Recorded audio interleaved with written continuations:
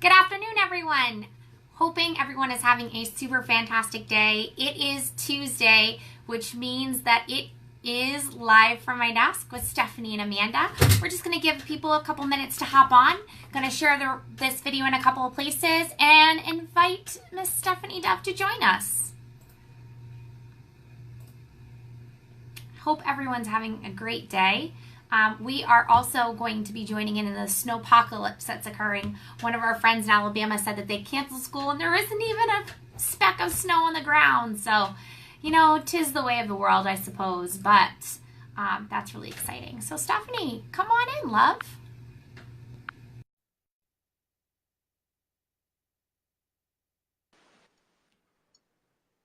Hello. Hi, gorgeous.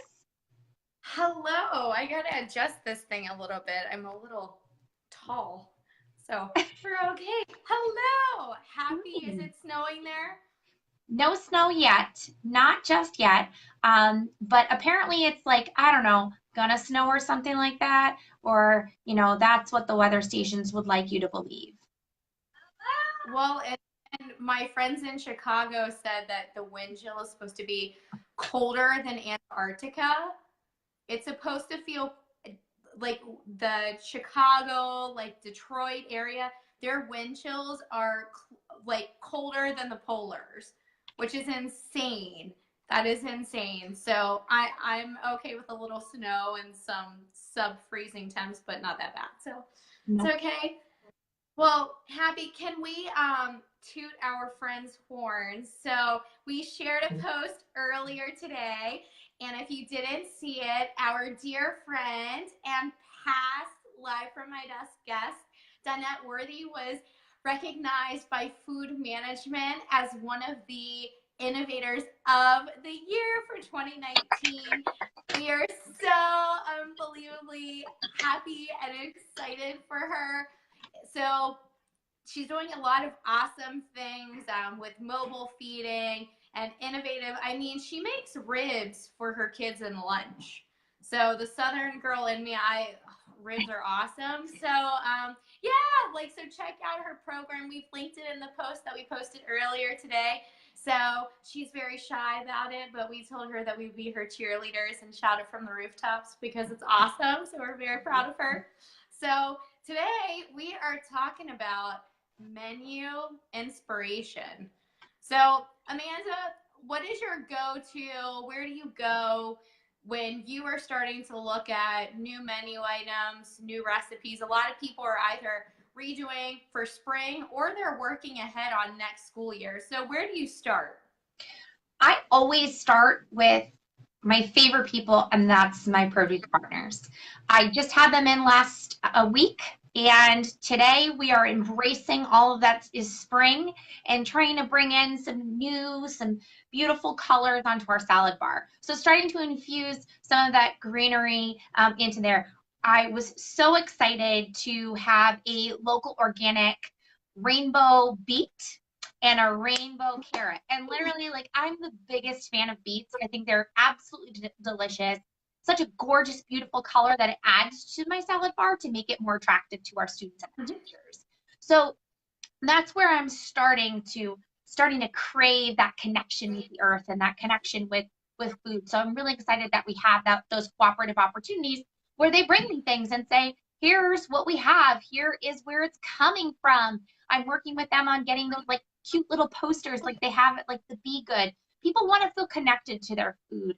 And I understand that we're also in the business of educating kids. And I think I've said this a couple of times, Steph. Like, we need to connect these kids. Like, they don't know where their food is coming from. And this gives them a tangible understanding of, here's my beet. And I love to take dirty pictures of vegetables. I know you do too from your gardens, and just show them, like, don't be afraid. Not everything is processed in their raw form. I had I think I had a peach on a line. One of the elementary kids goes, "What's this?" And I was like, "Oh, my baby, don't worry, stick Yeah. with me for another 10 years. Like, we've got this, we've got this." But produce partners are always where I love to start, and it's all about seasonal vegetables. And spring is just, I just love it. So I'm ready. Bring on the seasonal veggies. Where do you start? Um, a variety of things. I mean, I love so beets are probably beets and green beans are the only two vegetables that I don't That's like. it. We're not friends anymore. So beets, Okay. you know what? Add some color to your bars. It's fine if kids will take them. But I think you touched on a really good point about kids wanting to know where their food comes from. If you look at the Gen Z consumer trends and their profiles, that's hands down one of the things. And I mean, that's why I talk about it all the time. Kids are like, well, what's your view on GMOs? Or are the cows getting antibiotics in our milk? They like to know those connections and working with your partners. Like we had students last year ask us about the sustainability of our fish nuggets. Like, so we reached out to our fish vendor and they gave us all of these infographics and the seafood board, they actually have these, like, they can track the waters based off of like the skew on the box, which is so cool. And our kids really got into that. So yeah, naturally, I love veggies. I think that's why Harvest of the Month programs are so great, because if you look at a lot of the Harvest of the Month programs, they're all seasonal. Mm-hmm. And some states here in Virginia, we're very fortunate that we have a thriving agricultural economy. So in the winter, things get streamlined a little bit, but there's always stuff kind of growing. I know some states aren't as fortunate, but it's still, I think that's a great starting point. I I look at food blogs and I look at Instagram and I go to the hashtag.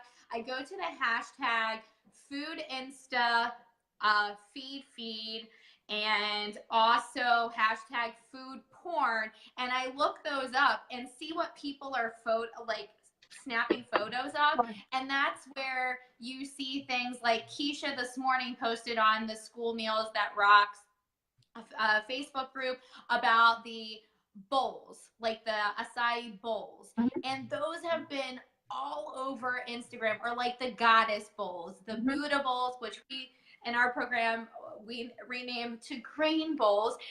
Those types of things. And so if you look at what's on social media and what people find interesting to take photos of, that's a great start. Pinterest is also awesome. And then they always have the top food trends of 2019 or 2020. Every board association has those, and kind of just looking at that and seeing how you can interpret those. I think you came across one today, right, that you Yeah. found really interesting. It's always interesting whenever you find these kind of articles, and I love those. It's like clickbait. It's like the top 5 food trends according to Forbes magazine. Okay, Forbes, like let's see what you got. And how does this, go into school nutrition? We obviously have so many places to go. So Forbes #1 is more people will eat at home this year in 2019, which I think is really great. So what does that mean for us? That means that our students are going to have more of that home environment, and that they're more likely to be influenced by what I've termed their household food culture. So it's less going to be about what's culturally and geographically in the area and accessible within their socioeconomic status. It's going to be going more towards what their parents are going to cooking, what their grandparents are going to be cooking. We don't know who these children are living with at the time, and that is a growing trend that we're starting to see up here. The second trend is increased automation, and this goes to, I liken it in school food service, that one of the top trends from ANC last year was mobile ordering. Students having the ability to not only customize what they're having for lunch and have their, I don't know, opinions, likes, and dislikes taken into account, but also integrating that technology piece so that they're able to get it fast. They want it all set, ready to go, all done and all done. So increased automation of food delivery services as well. Uber Eats, big fan. So that was #2. #3 doesn't pertain to school food service at all, and that's the integration of marijuana into actually the food culture across the United States. So we'll just skip No. that one and go straight to Yeah. number 4. Number 4 is lab grown motherless meats. And wow, I sat there reading this and thinking, is this the future of school food service? It could be, folks. It could be. So when those articles come across, don't poo-poo it or move on to something to the next Right. person. Hi, OJ. Um, get get involved. Like start reading up on it. Yeah. It is some fascinating science that is coming Yeah. forward. And with the population of the world today, we know we need to start growing more food or coming up with alternatives. And this seems like a really viable source that is actually was really kind of futuristic 5, 10 years ago, but now it is actual reality that we're starting to see. And will that start Yeah. integrating into the restaurant scene and schools? Not just yet, but it's definitely definitely in the future. The other one is really cool. It's sour is going to rule the flavor profile of 2019. So this really means our vinegar-based dressings, Yeah. marinades, and who doesn't love a little bit of sour, especially when someone's anticipating that something is going to be sweet and it's sour. What a fun joke to play on your kids. But some really cool trends and some things to get you kind of thinking about for 2019 and as we start Yeah. embracing spring and yeah, it's just exciting. Stephanie, did you see what Jessica Shelley posted this morning about how she introduces spring? Yes, with edible flowers in her salad, and she calls it the brain booster. I Mind think the brain blown. booster salad, which is awesome. And then, literally, not even an hour ago, something came across my feed, and I am going to tag it down there. So in Tennessee, they are doing bowls, all types of bowls, and they had one with biscuit and gravy, and it looked like home fries in a bowl, or a teriyaki chicken bowl, and those types of things. You said, I thought it was interesting that you said more families are going to dine at home. So I think that is a huge opportunity for school nutrition programs to create that fast casual dining experience for your students, to give them that opportunity to feel like, they are eating out. Like we say all of the time that we are the largest chain restaurant in our county, because we have so many sites and we serve a lot of meals annually. And so if you look at your school nutrition program, and each individual school is its own restaurant and operation, and doing it together, then you can really have some fun and get that. I actually spent this afternoon, before we had an early release in our district today because of the weather. So I met with some of our graphic art students, and anytime I am working with students, I use it as a mini focus group, and these students are graphic arts and marketing students, so it's perfect to get some feedback. And you were talking about mobile ordering, and I thought it was interesting because it was unanimous that they all want the school nutrition programs with the ability for them to text them their menu. Yeah. That's what they want. And so I thought that was an interesting concept, and it makes sense. Like, how many times do you opt into a text service? I mean, I get my airline tickets text to me because I don't feel like putting the app on my phone. So Sure. you can do that. So I think I think and I will say, I'm surprised that sustainability wasn't one of the trends for Forbes that they listed, or plant-based meals. I know that in the nutrition world, plant-based meals and diets it's not even a diet, it's more of a lifestyle, where it's not every single day, but people are more, it goes back to understanding where your food comes and how it's sourced, and people just want to get back to eating a little bit more mindfully. And so really looking at some of the innovative ways to offer more plant-based meals, I think, is a great starting point as well. Absolutely. Well, I think this is great. And if you guys have any so many viewers. Oh, yes, I'm looking. Oh, we have a first time viewer. Sorry, my contacts fell out right before I got on here, so I'm like squinting a little bit. I'm sorry. But yeah, if you guys have anything that you're really excited about that you're putting on your menus this spring, I can tell you that we've been doing it. I guess this will be our 4th year. We do fruit cones. So it's a simple, it doesn't meet. It's a Keebler like waffle cone, and we fill it with grapes, strawberries, blueberries, whatever we can get that's in season, and we serve it for lunch, and we call it Fruit Cone Friday. The kids go crazy. Like our kids who have been in the schools, when I go into schools and I ask them like, what's the favorite thing that we serve at school? Most of the time they're like, well, we want the fruit cones like every day. So, but we do them in the spring. So that's always a really popular, and it's so simple to do. It doesn't take a lot of added produce or supplies. It's things that you have, and you just put it in there and put them on the serving line. So it will be great. But yeah, so well, I'm Also excited. incorporating, and I know schools are so good at this because we see just after a holiday, the school nutrition world explode with awesome, amazing things. But for anyone who isn't doing anything for and capitalizing on excitement, these are things that are already built into our culture. Well, I live in New Hampshire, so, and I grew up in Boston, so we're kind of Patriots fans, but you already have that excitement for the Super Bowl. So why wouldn't I design a menu completely around the Super Bowl? One of my favorite theme menus for the year, every year, is opening day. Opening day is my favorite. I'm a huge Red Sox fan. But take advantage of what is already laying into the culture and the society of your students. There's a couple of calendars, like I know Dole does a great one that I get every year. I don't know how I get this, but it tells me all of the cool new things, all the days. So like I don't know if you can see this, but all these random things like January 30th, which is tomorrow. Everyone, it's National Croissant Day. Didn't know if you knew that. I know. I did. Croissant Day. Did. Did you? Yes. Every food. So proud of So you.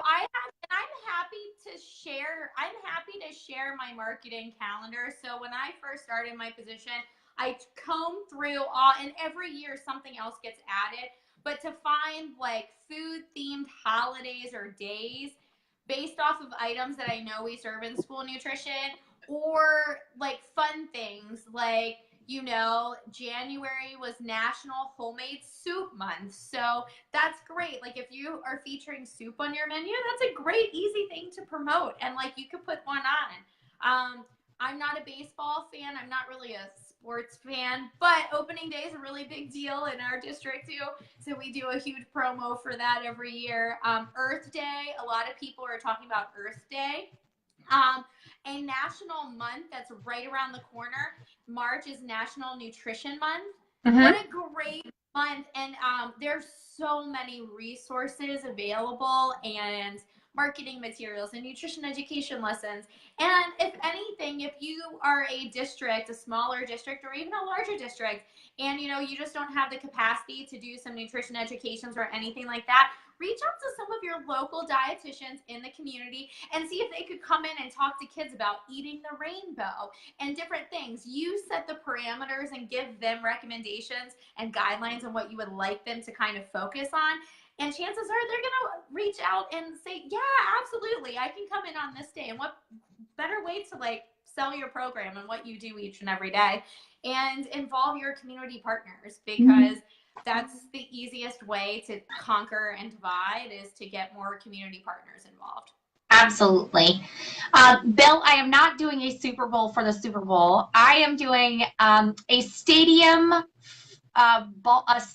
Frank, like award-winning chicken nuggets, trophy corn, I don't know, something clever. So, you know, you can really kind of make it your own. Oh, an all-star pretzel. Love those J&J shapes.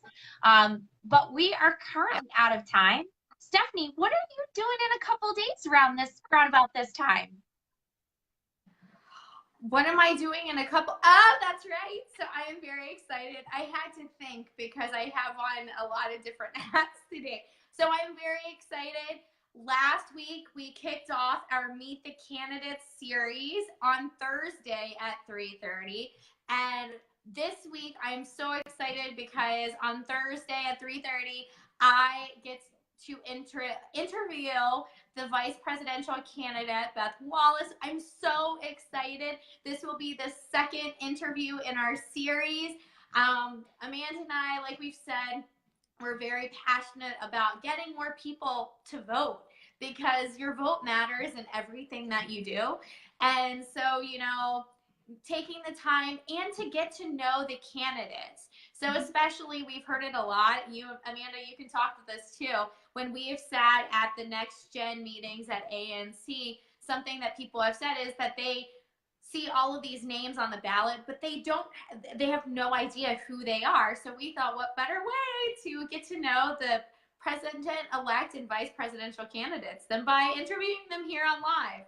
So as you know, it's just an organic way to really get to know them. And so I will be here in 2 days with Beth. So we're really excited. Absolutely. And if anyone missed last week's, you can find that on our Facebook page, Live from My Desk. We are also available as a podcast through SoundCloud/Live from My Desk. You can also find us on Google Play and iTunes because we're just that cool. I love it. Amanda has been a rock star with that. So we're really excited. And we have a lot of exciting and fun topics coming up for this season. So stay tuned and join me back here on Thursday. Fingers crossed, you guys do not have to tilt your heads this way the first time around. So we're working out the kinks on that because it's me that's doing it. So we have to figure that out. So we will see you guys next week. And have a great rest of your Tuesday. Thanks, everyone. Take care. Bye.